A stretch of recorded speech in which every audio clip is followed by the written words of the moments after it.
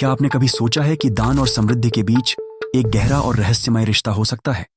क्या अगर मैंने आपको बताया कि देने से न सिर्फ आपकी किस्मत बदल सकती है, बल्कि आप खुद को एक नई दिशा में खड़ा पा सकते हैं? इस वीडियो में हम खुलासा करेंगे उस गुप्त मंत्र का जो आर्थिक समृद्धि, आंतरिक शांति और सच्ची खुशहाली को एक साथ जोड़ता है। अगर आप तैयार हैं अपने जीवन को बदलने के लिए और इस रहस्य को जानने के लिए, तो वीडियो को अंत तक देखें। तो चलिए शुरू करते हैं। देने का भाव केवल एक क्रिया नहीं है, यह एक ऊर्जा है, एक कंपन है जो ब्रह्मांड में हलचल पैदा करता है।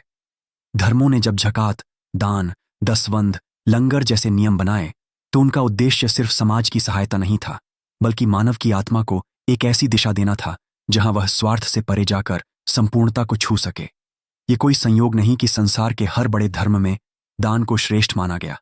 इस अध्याय में हम यह समझने की कोशिश करेंगे कि देने से केवल सामने वाला नहीं, बल्कि हम स्वयं भी कैसे बदलते हैं, मन से, शरीर से और भाग्य से। मोहम्मद इमरान एक साधारण मुस्लिम दर्जी था जो उत्तर प्रदेश के एक छोटे से कस्बे में रहता था। उसकी छोटी सी दुकान थी। मेहनत से वह हर महीने 5 से 6 हज़ार कमा पाता था। लेकिन एक चीज जो उसे अपने पिता से विरासत में मिली थी, वो थी ज़कात देने की आदत। हर साल रमजान के महीने में वह अपनी कुल आमदनी का 2.5% ज़कात में देता था। कभी अनाथ बच्चों को, कभी विधवाओं को, तो कभी मदरसों को। लोग उसका मजाक उड़ाते थे, कहते थे, तेरे पास खुद कुछ नहीं है, क्या दान करेगा? लेकिन इमरान कहता, मेरे पास जो है वो अल्लाह ने दिया है, और जब तक दूंगा नहीं और नहीं मिलेगा। कुछ साल बीते, उसकी दुकान के सामने एक नया शोरूम खुला, दिल्ली से आए एक व्यापारी का। इमरान घबराया, सोचने लगा कि अब तो उसका काम खत्म। लेकिन वह रुका नहीं। उसने वहीं सिलाई की, वहीं मेहनत की और ज़कात देना नहीं छोड़ा। फिर एक दिन वो व्यापारी, जिसका नाम वसीम था, उसकी दुकान पर आया। बोला, भाईजान, आपने मेरे बेटे के स्कूल की यूनिफॉर्म इतनी बढ़िया सिल दी कि मैं हैरान हूं। आप मेरे शोरूम में बतौर हेड टेलर काम करेंगे। महीने के 30,000 दूंगा, साथ में इंसेंटिव भी। इमरान की जिंदगी बदल गई। उसने काम स्वीकार कर लिया। कुछ साल बाद वसीम ने उससे साझेदारी कर ली। आज इमरान के पास 4 बुटीक हैं। लेकिन जब उससे पूछा जाता है ये कैसे हुआ, तो वो बस कहता है, ज़कात ने मेरा रास्ता खोला, अल्लाह ने मेरे दिल की नीयत देखी। इस कहानी को आप चमत्कार मान सकते हैं, लेकिन इसके पीछे एक गहरा मनोवैज्ञानिक और वैज्ञानिक सच छिपा है। जब हम देते हैं, हमारा मस्तिष्क डोपामीन और ऑक्सीटोसिन नामक हार्मोन छोड़ता है। ये हार्मोन हमें खुश महसूस कराते हैं, तनाव घटाते हैं और हमारी सोच को पॉजिटिव बनाते हैं। अमेरिकन साइकोलॉजिकल एसोसिएशन की एक स्टडी के अनुसार नियमित रूप से दान देने वाले लोग न केवल मानसिक रूप से संतुलित होते हैं, बल्कि उनकी डिसीजन मेकिंग और प्रॉब्लम सॉल्विंग एबिलिटी भी बेहतर होती है। दूसरी तरफ वे लोग जो सिर्फ संचय करते हैं, उनका मन एक असुरक्षा की भावना से भर जाता है। वे सोचते हैं कि जो है वह चला जाएगा। ये डर उन्हें बंद करता है। उनका मस्तिष्क कॉर्टिजोल रिलीज करता है, जो तनाव पैदा करता है और शरीर की प्रतिरोधक क्षमता को कम करता है। अब आइए एक और कहानी पर नजर डालते हैं। ये कहानी है शांता देवी की, जो वाराणसी के पास के एक गांव में रहती थीं। उनका बेटा बचपन से ही बहुत बीमार रहता था। उनके पति नहीं थे और वे दूसरों के घरों में झाड़ू पोंछा करके जीवन चलाती थीं। लेकिन वो रोज सुबह मंदिर जातीं और वहां 11 रुपए का दान करतीं। जब उनसे पूछा गया कि इतनी गरीबी में भी दान क्यों, तो उन्होंने कहा, पैसे से पेट भरता है, लेकिन आशीर्वाद से जीवन बदलता है। एक दिन गांव में एक एनजीओ आई जो बच्चों के लिए हेल्थ कैंप कर रही थी। शांता देवी ने अपने बेटे को भी वहां ले गई। डॉक्टरों ने देखा कि बच्चे को कंजेनिटल हार्ट डिफेक्ट है, जिसे एक सर्जरी से ठीक किया जा सकता है। वो सर्जरी मुफ्त कराई गई और बच्चा आज स्वस्थ है। आज वही बेटा शहर में डॉक्टर बन चुका है और हर महीने 10% आय दान करता है। क्या ये सिर्फ संयोग था, या वो ऊर्जा जो शांता देवी रोज मंदिर में छोड़ती थीं, किसी और रूप में लौटकर उनके जीवन में प्रवाहित हो गई? अर्थशास्त्र के अनुसार जब हम पैसा देते हैं, तो हम उस पैसे को प्रवाह में डालते हैं। पैसा रुकने की चीज नहीं है, बहने की चीज है। सर्कुलेशन वर्सेस होर्डिंग सिद्धांत यही कहता है कि जो पैसा चलन में है वही पुनः लौटता है, ब्याज, नेटवर्क, अवसरों के रूप में। जब आप पैसा रोकते हैं, वह मृत हो जाता है। जब आप देते हैं, वह जीवित रहता है। ब्रह्मांड का भी यही नियम है। अगर आपको कुछ चाहिए, तो पहले आपको जगह बनानी पड़ेगी। जैसे किसी बर्तन को भरने के लिए पहले उसे खाली करना होता है। यही सिद्धांत भारतीय दर्शन में भी है। त्याग से ही प्राप्ति होती है।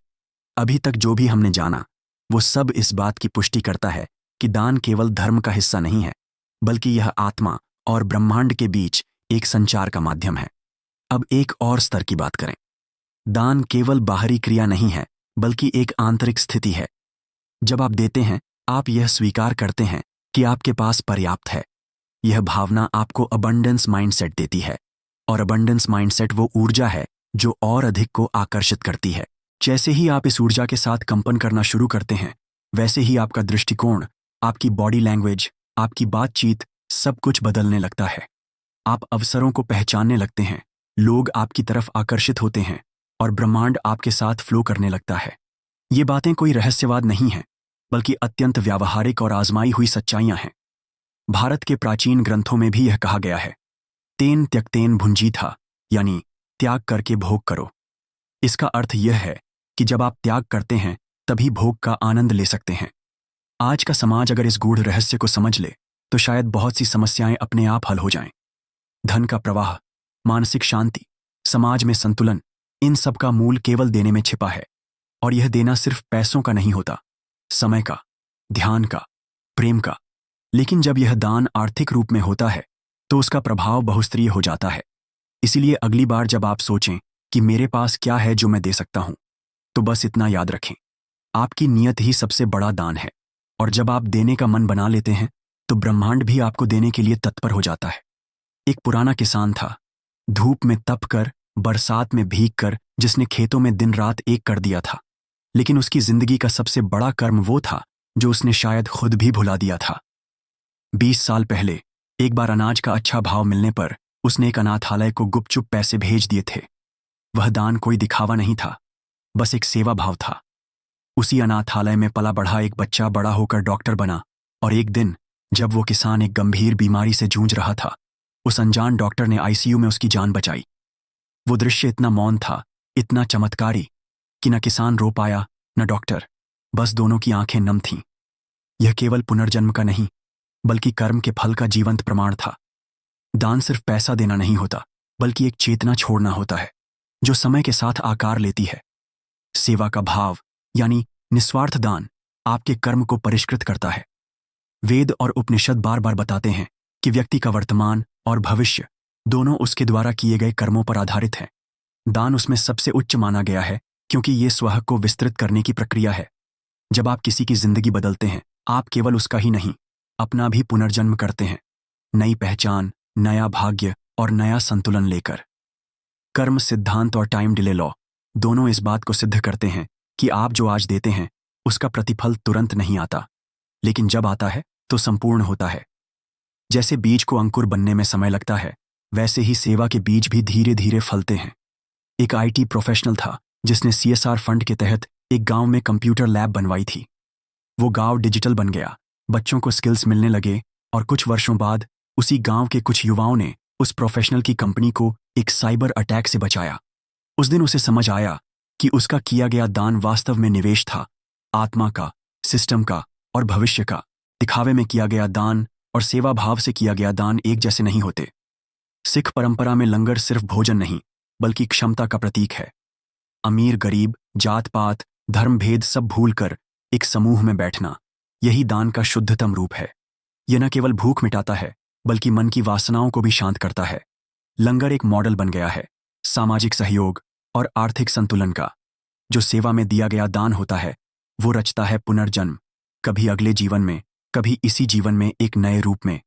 जब आप किसी की जिंदगी बदलते हैं, तो आपकी आत्मा हल्की हो जाती है। वो हल्कापन ही पुनर्जन्म का प्रारंभ होता है। पुराने संस्कार जलते हैं, नई चेतना जन्म लेती है। इसी को धर्म में पुनर्जन्म कहा गया है। यह कोई भौतिक देह की अदला बदली नहीं, बल्कि चेतना का नवसृजन होता है। और यह चेतना जब सेवा और दान से उत्पन्न होती है, तो वह सिर्फ आपको नहीं, पूरे समाज को नया जीवन देती है। दान में छिपा पुनर्जन्म कोई कल्पना नहीं, बल्कि एक बहुत ही सटीक यथार्थ है। बस इसे महसूस करने के लिए चाहिए सेवा भाव, धैर्य और समर्पण। यही वह अदृश्य निवेश है जो कभी खत्म नहीं होता, बल्कि समय आने पर कई गुना होकर लौटता है।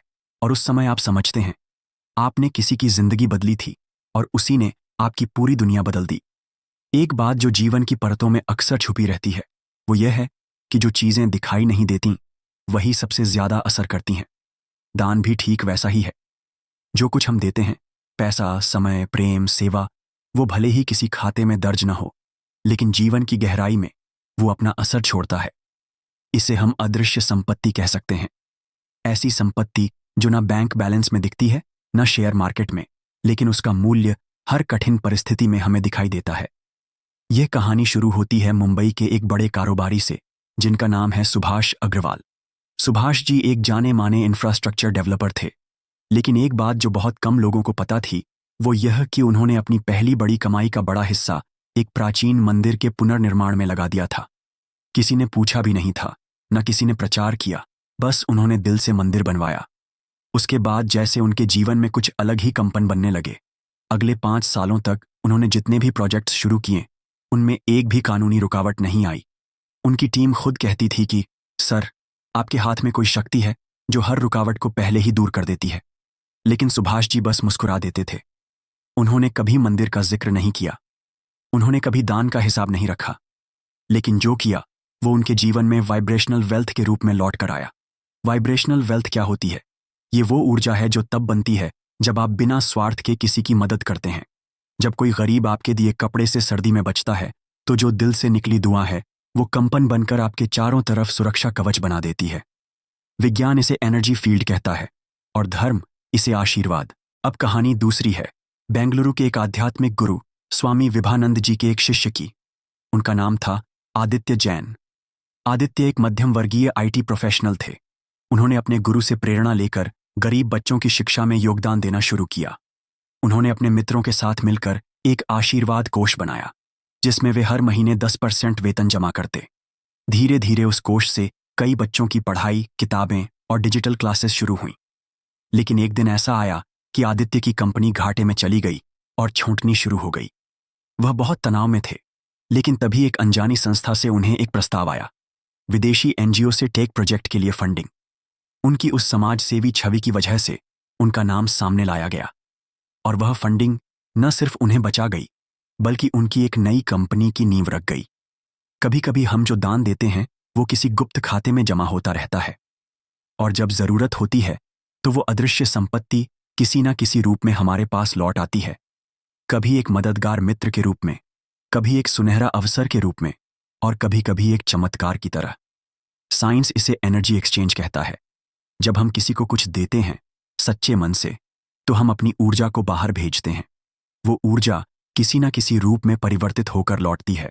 धर्म इसे कर्मफल कहता है।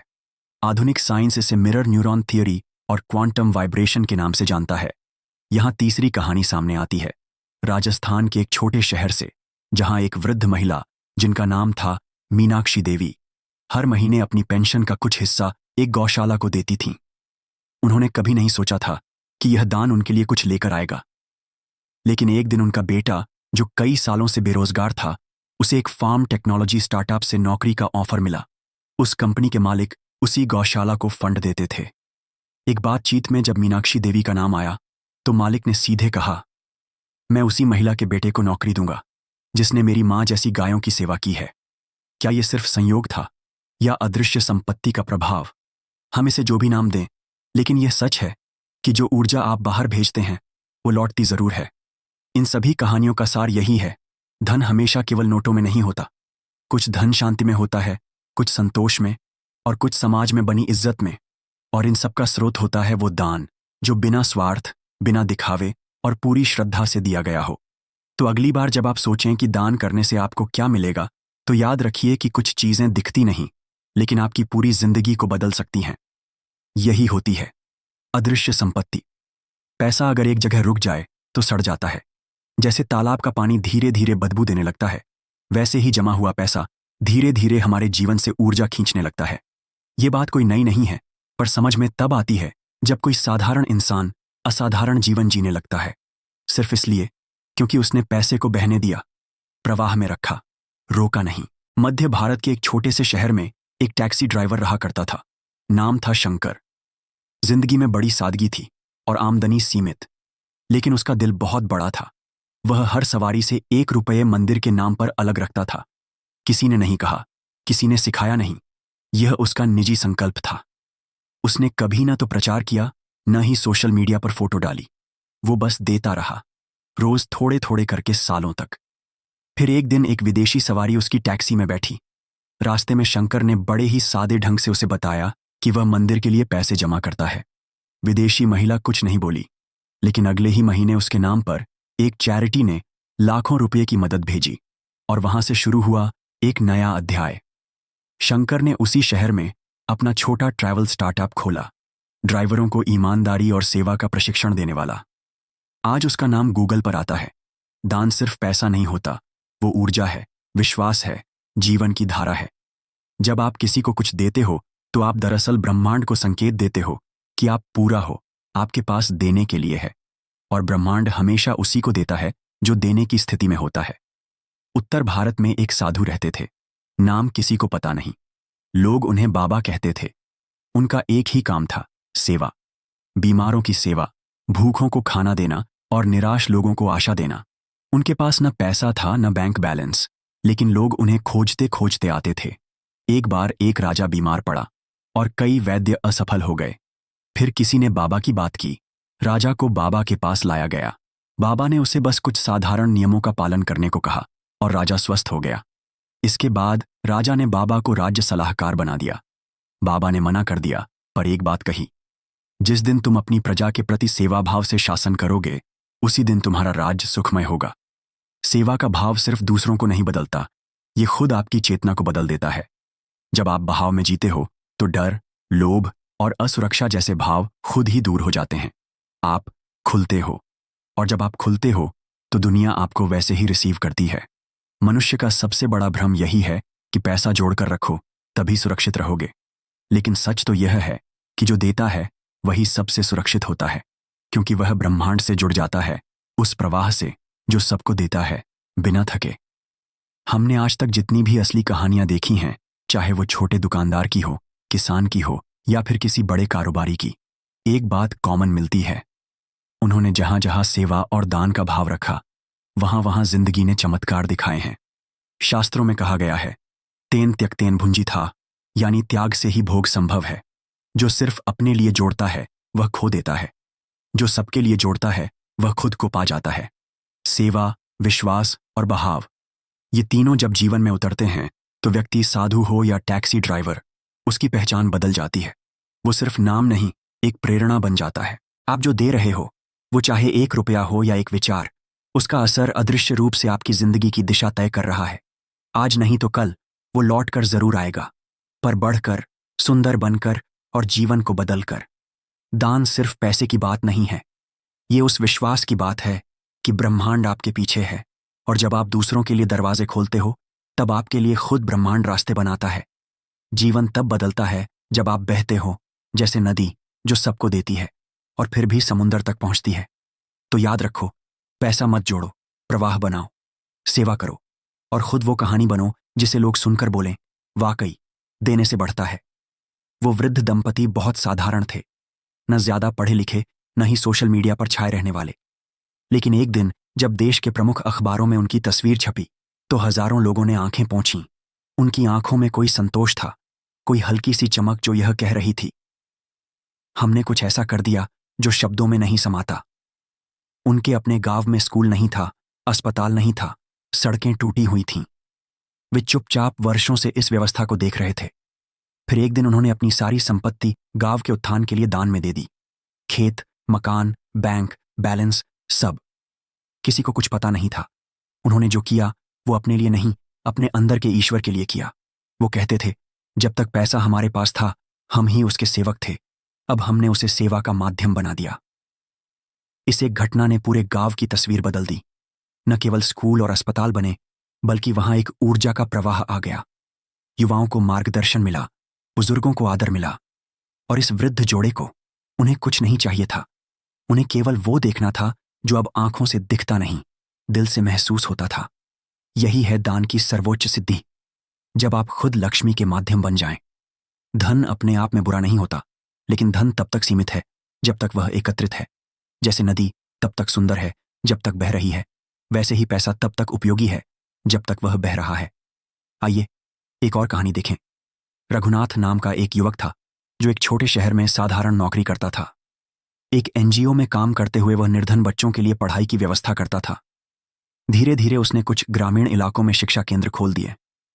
कई वर्षों तक उसे कोई बड़ा लाभ नहीं हुआ, लेकिन उसने कभी शिकायत नहीं की। फिर एक दिन एक विदेशी फाउंडेशन ने उसका काम देखा और उसे एक बड़े प्रोजेक्ट के लिए फंडिंग ऑफर की। आज रघुनाथ की संस्था देश भर में 200 से अधिक शिक्षा केंद्र चला रही है। रघुनाथ कहता है, मैंने कभी पैसे को अपने लिए नहीं चाहा। मैं बस चाहता था कि शिक्षा का दीपक हर गांव में जले, और आज लगता है ईश्वर ने मुझे उसी दीपक का तेल बनने दिया। ये है ईश्वरीय बैंकिंग सिस्टम, जहां आपके कर्म जमा होते हैं और समय आने पर वे ब्याज सहित लौटते हैं। ये वो बैंक है जहां आत्मा का शुद्ध खाता चलता है। जब आप किसी की सहायता करते हैं, किसी भूखे को भोजन देते हैं, किसी बीमार की दवा का इंतजाम करते हैं, तब आप केवल पैसा नहीं दे रहे होते, आप अपनी ऊर्जा दे रहे होते हैं। और यह ऊर्जा ब्रह्मांड के नियमों के अनुसार लौटती है। स्वामी विवेकानंद ने कहा था, जो दूसरों के लिए जीता है वही वास्तव में जीवित है। गांधी जी के जीवन का एक प्रसिद्ध प्रसंग है। एक बार किसी व्यक्ति ने उनसे पूछा, आपके पास इतना बड़ा आंदोलन है, लेकिन संसाधन कहां से लाते हैं? गांधी ने मुस्कुराकर कहा, जहां सेवा का भाव होता है वहां साधन स्वयं प्रकट हो जाते हैं। मदर टेरेसा, जिन्होंने कोलकाता की गलियों में जीवन बिताया, उनके पास भी कभी पैसा नहीं होता था, लेकिन जरूरत पड़ने पर वो हमेशा आ जाता था। क्यों? क्योंकि वे माध्यम थीं। जैसे विद्युत केवल तारों में से प्रवाहित होती है, वैसे ही लक्ष्मी भी उसी में प्रवाहित होती है जो खुद को वाहक मानता है, स्वामी नहीं। धन की सिद्धि यही है, जब आप यह जान लें कि आप स्वयं कोई स्वामी नहीं हैं, आप केवल एक माध्यम हैं। और यही सोच आपको उस अवस्था में ले जाती है जहां से धन केवल संख्या नहीं रह जाता, वह आपकी आत्मा की शुद्धता का प्रमाण बन जाता है। अब कल्पना कीजिए एक ऐसे व्यक्ति की जो रोज मंदिर जाकर 1 रुपया का दान देता है। यह राशि छोटी हो सकती है, लेकिन उसकी भावनाएं विशाल हैं। अब वो व्यक्ति एक दुकान खोलता है जो धीरे धीरे चल पड़ती है। फिर शहर का एक बड़ा व्यापारी उसकी मदद करता है, क्योंकि कभी वो व्यापारी उसकी दुकान से ही सस्ते में सामान लेता था। फिर सरकारी स्कीम में उसका चयन होता है। 5 साल में वह एक सफल व्यापारी बन जाता है। जब उससे पूछा गया, आपकी सफलता का राज क्या है? उसने मुस्कुराकर कहा, मैं रोज ओम बोलकर 1 रुपया दान करता था ताकि मेरी आत्मा धन से बड़ा बने। शायद उसी ने रास्ते खोले। जीवन में अगर आप किसी को ऊपर उठाते हैं तो आप भी ऊपर उठते हैं। ये कोई भावुकता नहीं, ये वास्तविकता है। दान कोई कमी नहीं लाता, वो भीतर की समृद्धि का द्वार खोलता है। जब आप यह समझ जाते हैं तो आप उस अवस्था में पहुंच जाते हैं जहां से लक्ष्मी आपके पीछे चलती है, क्योंकि अब आप लक्ष्मी के पीछे नहीं, लक्ष्मी आपकी सेवा में है। और यह है दान का ब्रह्मसूत्र। कभी कभी हम सोचते हैं कि दान सिर्फ जरूरतमंद की मदद है, पर असल में यह उस ऊर्जा का संचार है जो हमारी आत्मा को बड़ा बनाती है। दान कोई लेन देन नहीं, ये एक आंतरिक परिवर्तन की प्रक्रिया है। जब आप किसी भूखे को खाना देते हैं, किसी अनपढ़ को किताब देते हैं, या बस किसी की तकलीफ में उसके साथ खड़े होते हैं, तो आप सिर्फ पैसा नहीं दे रहे होते, आप वो कंपन छोड़ रहे होते हैं जो ब्रह्मांड को आपके पक्ष में करने लगते हैं। ये कहानी बस दान की नहीं, आत्मा को लक्ष्मी से जोड़ने की थी। और अगर आपने ये महसूस किया हो तो समझिए आप अब सिर्फ देखने वाले नहीं, बदलाव लाने वाले हैं। तो सोचिए, अगली बार जब आपकी जेब से कुछ निकले, क्या वो सिर्फ रुपया होगा या एक आशीर्वाद की शुरुआत? अगर ये सोच आपके दिल तक पहुंची हो तो यहीं रुकिए मत। और भी कहानियां, और भी रहस्य यहीं पर हैं। अगर इस वीडियो ने आपके सोचने का नजरिया बदला हो, दिल को छुआ हो, या आपकी आत्मा में थोड़ी भी हलचल पैदा की हो, तो यकीन मानिए आगे आने वाली कहानियां आपको और भी गहराई तक ले जाएंगी। इसीलिए वीडियो को लाइक जरूर करें ताकि हमें पता चले कि आप जैसे जागरूक दर्शक हमारे साथ हैं। चैनल को सब्सक्राइब करें, क्योंकि हम सिर्फ कंटेंट नहीं बनाते, एक सोच, एक ऊर्जा और एक क्रांति की शुरुआत कर रहे हैं, और आप उसका हिस्सा हैं। घंटी का बटन दबाना मत भूलिएगा ताकि जब भी अगली कहानी आए आप सबसे पहले उसे महसूस कर सकें।